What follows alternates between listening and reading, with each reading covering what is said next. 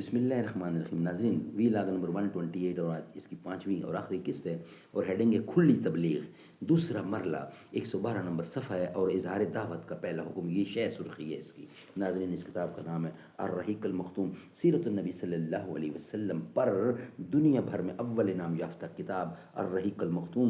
Writer اس کتاب کے ہیں مولانا صفی الرحمان مبارک پوری. رابطہ عالمی اسلامی مکہ مکرمہ کے زیر اہتمام منعقدہ سیرت نگاری کے عالمی مقابلے میں اول آنے والی عربی کتاب کا اردو ترجمہ. قال اللہ تعالی یسقون من رحیق مختوم فقد قال اللہ تعالی وَإِن تُطِیعُوهُ تَهْتَدُوا، اور اگر اس کی فرما برداری کرو گے تو راہ پاؤ گے. نحمدہ ونصلی علی رسولہ الکریم. بسم اللہ الرحمن الرحیم.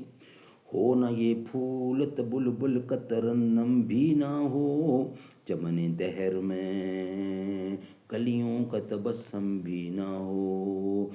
یہ نہ ساقی ہو تو پھر مہ بھی نہ ہو، خم بھی نہ ہو، بزم توحید بھی دنیا میں نہ ہو، تم بھی نہ ہو.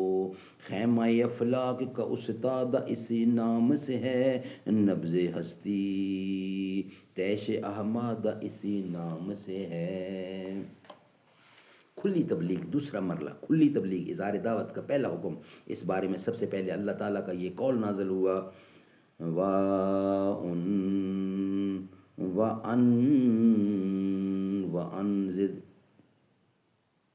وَأَنذِرْ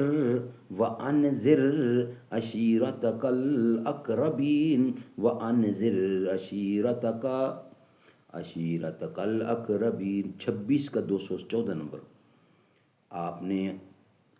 آپ اپنے نزدیک ترین قرابت داروں کو عذاب الہی سے ڈرائیے. یہ صورت شعراء کی آیت ہے اور اس صورت میں سب سے پہلے حضرت موسیٰ علیہ السلام کا واقعہ بیان کیا گیا ہے. یعنی یہ بتایا گیا ہے کہ کس طرح حضرت موسیٰ علیہ السلام کی نبوت کا آغاز ہوا، پھر آخر میں انہوں نے بنی اسرائیل سمیت ہجرت کر کے فرعون اور قوم فرعون سے نجات پائی اور فرعون و آل فرعون کو غرق کیا گیا. بلفظ دیگر یہ تذکرہ ان تمام مراحل پر مشتمل ہے جن سے حضرت موسیٰ علیہ السلام فرعون اور قوم فرعون کو اللہ کے دین کی دعوت دیتے ہوئے گزرے تھے.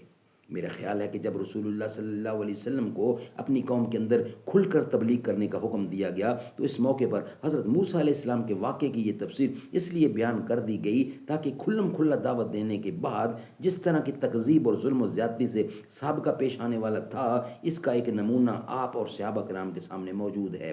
دوسری طرف اس سورہ میں پیغمبروں کو جھٹلانے والی اقوام مثلا فرعون اور قوم فرعون کے علاوہ قوم نوح، عاد، سمود، قوم ابراہیم، قوم لوط اور اصحاب الایکہ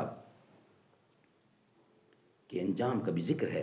اس کا مقصد غالباً یہ ہے کہ جو لوگ آپ کو جھٹلائیں انہیں معلوم ہو جائے کہ تکذیب پر اصرار کی صورت میں ان کا انجام کیا ہونے والا ہے اور وہ اللہ کی طرف سے کس قسم کے مواخذے سے دوچار ہوں گے. نیز اہل ایمان کو معلوم ہو جائے کہ اچھا انجام انہی کا ہوگا، جھٹلانے والوں کا ہرگز نہیں. ناظرین، آج کی 5 قسطیں ہماری کمپلیٹ ہوئی ہیں. نیکسٹ ہیڈنگ ہے ہمارا قرابت داروں میں تبلیغ، مگر انشاءاللہ کل حاضر ہوں گے نئے ویلا کے ساتھ. آج کی 5 قسطیں ہماری الحمدللہ مکمل ہوئی. یہ سبزے یہ پھولوں بھری کیاریاں، یہ پنچھی یہ اڑتی ہوئی تتلیاں، یہ شعلے یہ ریشم یہ مٹی یہ سنگ، یہ جھرنوں کے بجتے ہوئے جل ترنگ، یہ جھیلوں میں ہنستے ہوئے سے کمل، یہ دھرتی پہ موسم کی لکھی غزل، یہ سردی یہ گرمی یہ بارش یہ دھوپ، یہ چہرہ یہ قد اور یہ رنگ و روپ.